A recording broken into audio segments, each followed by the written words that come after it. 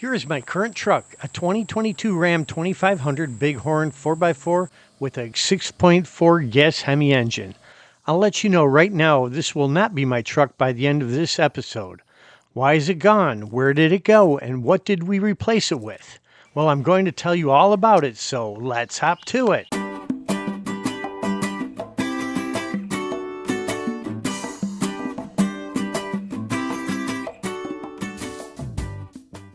I purchased my Ram 2500 Bighorn at the end of April last year when we decided to buy the KZ Durango fifth wheel camper.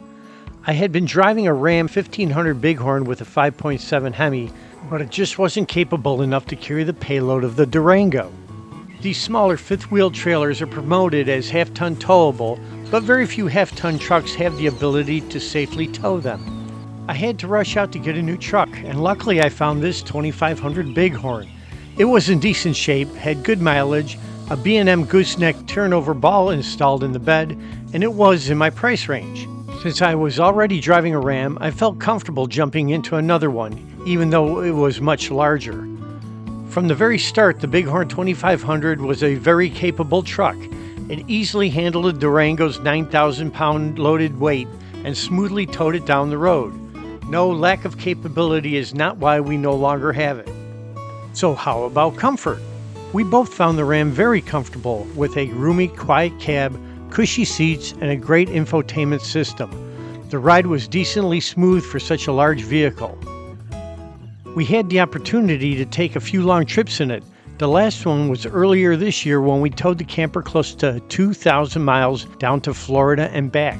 It was very comfortable and we really had no complaints. So no, we didn't get rid of it because it was uncomfortable. I know a bunch of you haters are bashing on it being a Ram truck, so let's talk about dependability. Again, absolutely no complaints. During the year I drove it, the Bighorn was very dependable. The only times I had it in the shop were for standard maintenance, like an oil change or tire rotation. I had no dependability issues at all. So this has been a very capable truck that towed my camper really well, was very comfortable, and so far very dependable. Sounds like a perfect truck for me, doesn't it? Well, there was an issue that the longer I owned it, the more of an issue it became. As nice as this truck was, it lacked the newer technology and safety features that can really help me while I'm driving. It didn't have those things that, as I get older, I'm finding I rely on to make driving safer for me and, honestly, everyone else driving around me. The Ram didn't have blind spot monitoring, or lane departure warning, or front and rear parking sensors. There wasn't an automatic emergency braking system or rear cross traffic alert or adaptive cruise control. These are all things that a few years ago I wouldn't have necessarily even wanted on a vehicle, but now I find myself really wishing I had them. My wife's Kia has most of them on it, and driving it is so much less stressful for me than driving the Ram. So my ever so sweet wife gave me her blessing to trade in the truck and get whatever I wanted. What did I end up getting? Say hello to my new truck, a brand new 2025 Chevy Silverado 2500 HD LTZ 4x4 with a 6.6 gas engine.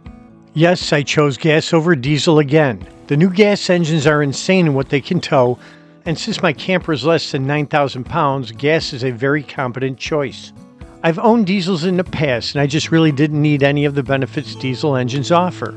With gas, the maintenance is cheaper, I don't need to add DEF fluid, and I can easily find regular gas instead of trying to find a diesel gas station. Yes, diesel engines have more torque, power, and better fuel economy, but they also have a substantial payload penalty and it costs over $9,000 more than a comparable gas engine truck. Hey, this is how I rationalize buying a gas engine, but you feel free to rationalize any way you want. When I was looking for a new truck, I shopped around and drove all three brands, and in the end I decided to get the Chevy. I just liked it the most. I've been a Jeep and Ram guy for many years, but I guess it's time for a change. And for you Ford guys, I really liked the Ford 250 a lot, but it just did not win me over. This truck has all the safety features I was missing, plus a few more. Mrs. hopped to it and I decided to not hold back and get a truck that we were both happy with. We probably didn't need heated and ventilated seats, a heated steering wheel, a sunroof, Bose stereo system, automatic wipers and automatic high beams, keyless start, or a heads-up display. But now that I have all of those and more, we find that we really are enjoying them.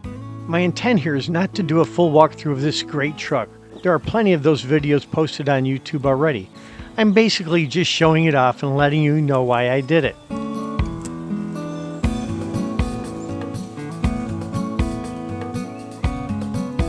I'd like to give my good friends at Capital Chevrolet GMC of Lexington, North Carolina, my gratitude with helping me purchase this LTZ. Special thanks to Shannon, who's an awesome salesman, Tang for all his help setting up the online systems, and Matt, the general manager, who was unbelievably patient and just a really great guy.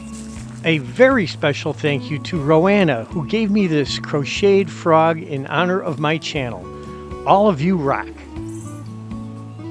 Well, that's enough for now. Please give a high five to the like icon, jingle the notification bell, and subscribe to my channel. We can't wait to take this out on the road. Until next episode, keep camping.